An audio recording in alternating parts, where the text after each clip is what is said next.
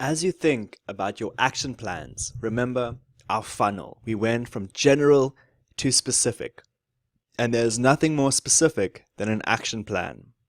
An action plan guided by KPIs, key performance indicators. And so we've moved from our perspectives, these general pieces, all the way through to our action plan. And an action plan is critical because it gives ownership of projects and tasks to specific people. And action plans can be organizational, divisional, or individual.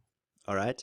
So what we've got to think about when we delegating responsibility is how this responsibility basically cascades down to people in our organization. We need to keep those pieces in mind when we're developing it. And so while there are courses about action plans, I wanted to talk about an action plan framework that could be very useful to you.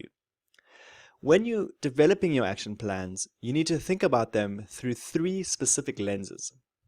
The first one is how the action plan fits into your business model, how it is vertically aligned with your mission, your vision, and the like, and what tools you are strategically using and reviewing those tools.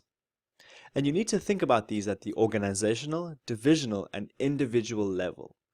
And that's really critical. You need to think about how the business model is being applied across these pieces, how vertical alignment, points of call, points of contact, systems are being used and how they're being effectuated in the organization. And finally, how these tools and what tools are needed across this platform. And so when you do that, you're able to actually equip someone to achieve the targets that you set out to them. And ultimately, these targets will then feed into the programs for people that are responsible, and those programs will ultimately feed into the departments, those departments to the organization as a whole. And you, as someone who's sitting at the top of the organization, looking through the scorecard, will be able to see the results of your strategy map in action. We remember that when we started this, we used a strategy map to think about how our different perspectives connected to each other.